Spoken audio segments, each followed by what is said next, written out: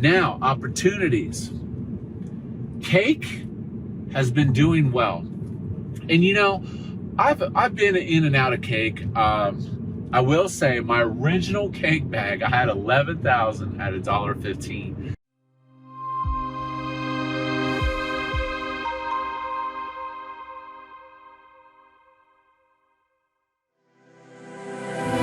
Cryptoslo with more crypto gains.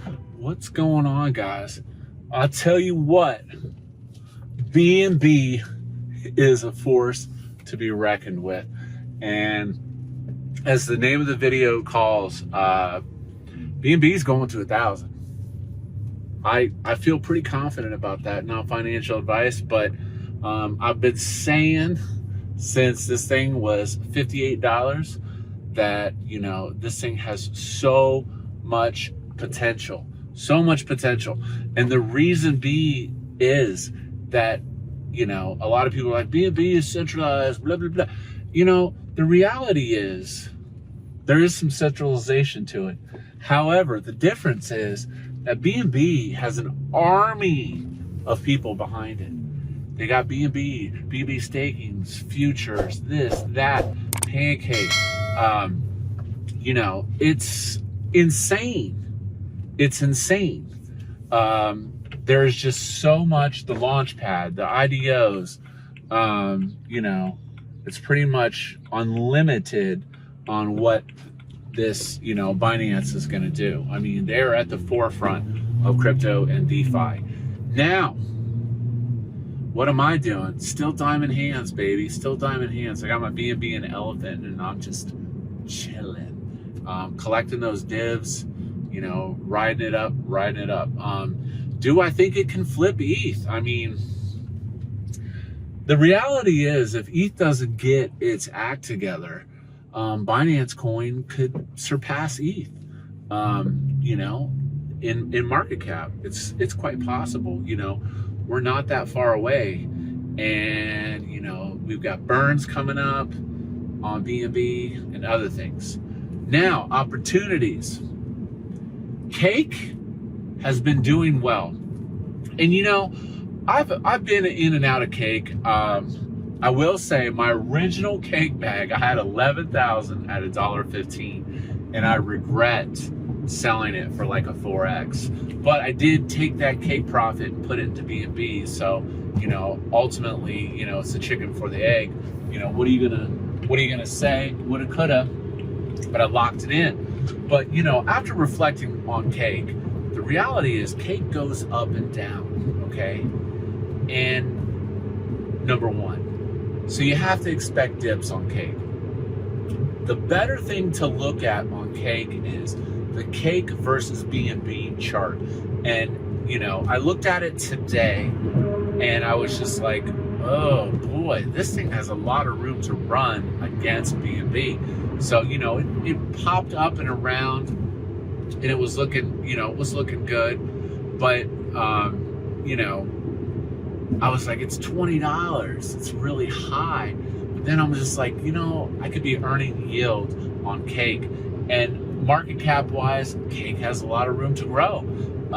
You know, and Pancake's not going anywhere. So, you know, with that being said, I made the decision. I cashed in a little Bitcoin. And I bought about, what did I buy? About 2,100 cake, and I staked it. Now, you're like, well, where'd you stake it? I staked it on Pancake, and everyone else is like, why do you go on Beefy? Why don't you do this?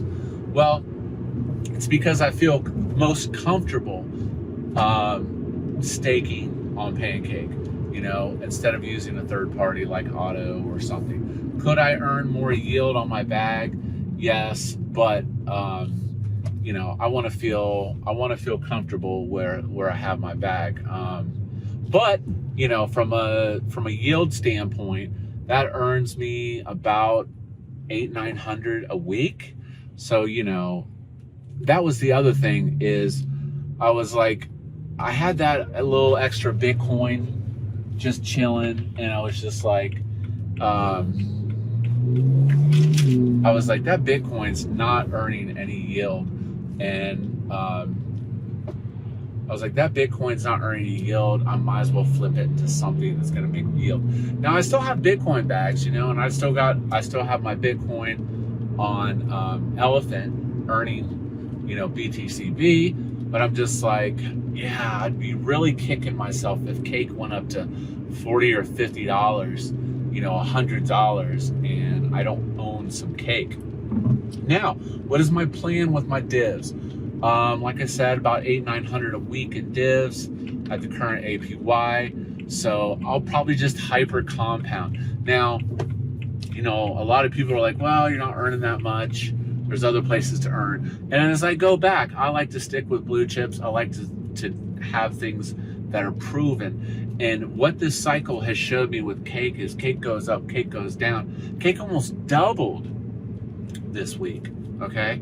And like I said, I think it still has more room to run against BNB. So is it the top? You know, I don't know. But ultimately, as I talk, it's all about building passive income. You know, now I've got another $800 or $900 a week coming in. And when I choose to cash that out, or if I just wanted to speculate with my cake profits, I'll be able to do that.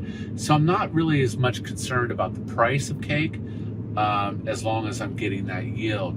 And you know, if it's 100%, honestly, I'm happy with anything over 50% on yield if it's safe and it's proven and I don't have to worry about getting rugged. So that was my move today, and that was to get some cake and I just got in the syrup pool.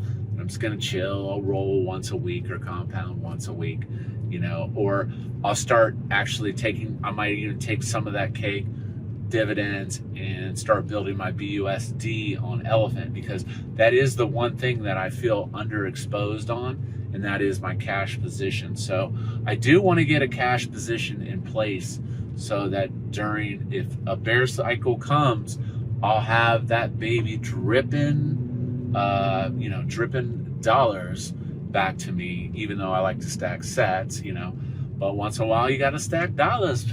So yeah, so basically that's the move. Earn the yield on Pancake and then move that into BUSD. Again, I know there's a lot of people proliferating BNB, stack, doubler, 200. I stay out of all that stuff because it's just high risk. And I know a lot of people that have got wrecked on it. If you're experienced and you think you can do well with it, you know, that's up to you. But I'm out on that stuff. It's a zero-sum game, and people usually end up losing. So yeah. Oh, and then the last thing I wanted to talk about is, you know, a lot of people keep asking, where does the money come from on Elephant? And the money comes from the deposit fee. Think about a traditional bank. You put your money in the bank, they loan that money out at a higher interest rate, and then they pay you a paltry 1% a year, which is really just kind of a slap in the face in reality. So on Elephant, what's happening basically is you're prepaying the interest, and then it's all about time opportunity. So as you leave your money in Elephant, you know, you lose out on opportunities in the sense that that's not free capital that you can use for other things. And that is where you're collecting that prepaid interest. You know, I give the analogy, people are like, well, it's going to dry up. Well, it doesn't dry up, because with this type of contract, there's always buyers, there's always sellers. Okay. So basically let's say Bitcoin goes up to 100K. Bitcoin goes up to 100K. There's going to be people that withdraw and sell and try to lock in their profits. Bitcoin drops all of a sudden. There's going to be people that panic sell, and try to get out. So there's always activity in and out once you get a X number of user base. So really, and then the dividends are asymptotic, which basically means it's a percentage of the new principal, which in theory means that it can never drain to zero, the dividend pool, because it's always 2% of the new principal instead of it being fixed weighted where it zeroes out like most of the 200 doubler type contracts go. So Basically, like I said, you prepay the interest. It's no different than your normal bank. It is a certificate of deposit in essence, where the time opportunity of the funds being locked is paying the participants of the contract. So, you know, it's fantastic. It's fantastic. And it will run well into the bear market when that comes, but hopefully it's not soon. But anyways, hope you liked today's video. Like and subscribe. And as always, this is Cryptoslo. We're not talking.